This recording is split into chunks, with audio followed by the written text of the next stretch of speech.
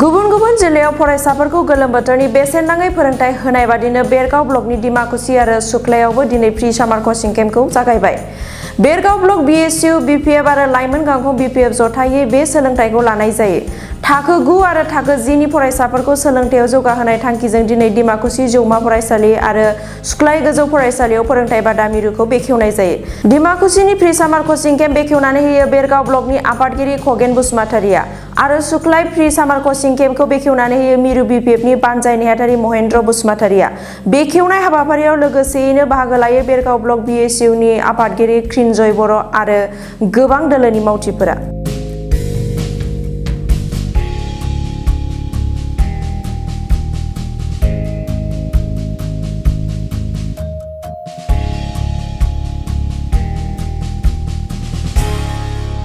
खुलुमबाय।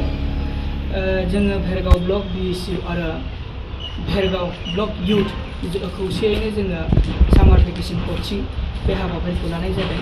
जिहेतु जोंखौ मिरु BPFनिफ्राय बिथोन हरनाय लेखायै जोङो बे हाबाफारिखौ लानाय जादों। जोङो भेरगाव ब्लक BSU आरो इउथ हिसाबै जोङो खौसेयैनो मोनथाम जायगायाव लानाय जादों। डिमाकुसि कलेज, मिलेनियाम एकाडेमिक सुक्लाय आरो भेरगाव कलेजाव। बे हाबाफारिखौ जोङो दिनै मोनथिनो मोनदों जे दिनै जिहेतु जोङो स्टार्ट खालामबाय 6 थारिख दिनैनिफ्राय लानानै 26 जुलाइसिम जोङो खालामनाय जागोन।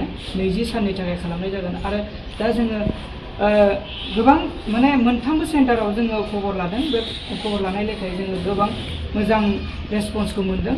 दिनै डिमाकुसियावबो जोङो गोबां स्टुडेन्टसफोरखौ मोननो हादों, सुक्लायाव गोबां स्टुडेन्टसफोरखौ मोननो हादों आरो भेरगाव हिसाबै जोंहा गाबोन जिहेतु गाबोनसो जोंहा हाबाफारिखौ बेखेवनाय जागोन। थेवबो दिनैनो जोङो गोबां रेसपन्सखौ मोननाय जादों भेरगाव कलेजनिफ्राय बा भेरगाव ओनसोलनिफ्राय। गोबां स्टुडेन्टसफोरा जोङो फर्म फिलआप गोबाङानो खालामबाय।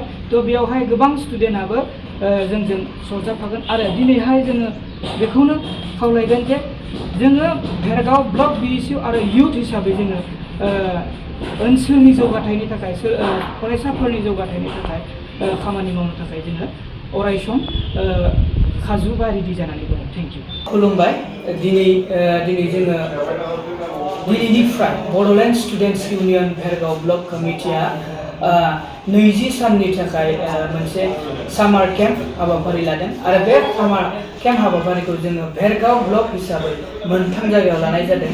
बे मोनथाम जायगाफोरानो जाहैबाय भेरगाव जिहेतु नै जोङो डिमाकुसि कलेज, भेरगावनि डिमाकुसि कलेज, मिलेनियाम एकाडेमिक सुक्लाय आरो भेरगाव कलेज।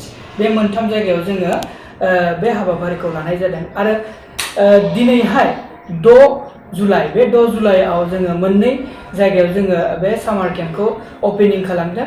डिमाकुसि कलेज आरो मिलेनियाम एकाडेमि आरो गाबोननो जोङो भेरगाव कलेजाव जोङो बे हाबाफारिखौ अपेनिं खालामगोन। थ' डिमाकुसि हिसाबै जोङो जिहेतु जोङो डिमाकुसिनि बाखिन्दा बा भेरगावनि बाखिन्दा हिसाबै जोङो गौरब खालामना लानांगोन। मानो होनबा दिनैहाय जोङो भेरगावनि बे डिमाकुसि सेन्टाराव, डिमाकुसि कलेज सेन्टाराव जोङो क्लास 10आव 65 जन स्टुडेन्टस जों मोननो हादों। लोगोसे क्लास 9आव 70 जन स्टुडेन्टस जों मोननो हादों।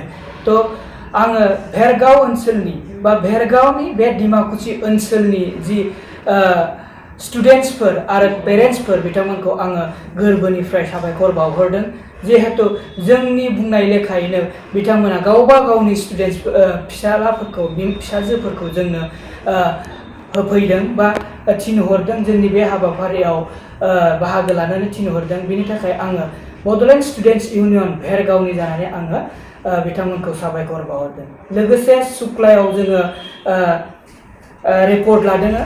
सुक्लायावबो थिग बिब्दिनो 125 जन स्टुडेन्टसा क्लास 9 आरो 10 आव जादों आरो बिब्दिनो गाबोनो 7 जुलाइ माने भेरगाव कलेजाव गाबोनो बे हाबाफारिखौ अपेनिं खालामगोन आरो बेयावबो जोङो जिहेतु जोङो फर्म होदों, बे फर्म हिसाबै जोंबो रिपर्ट मोननाय हिसाबै बेयावबो स्टुडेन्ट जागोन होननानै जोङो आसा फारिदों आरो जोंनि प्राइमारि लेभेलनि जेसेबां BSUनि वर्कार्सफोर दङ बिथांमोना जोंखौ मेसेज होदों।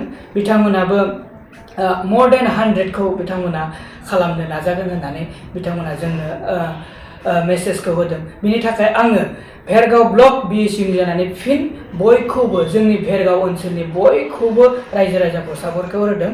Thank you.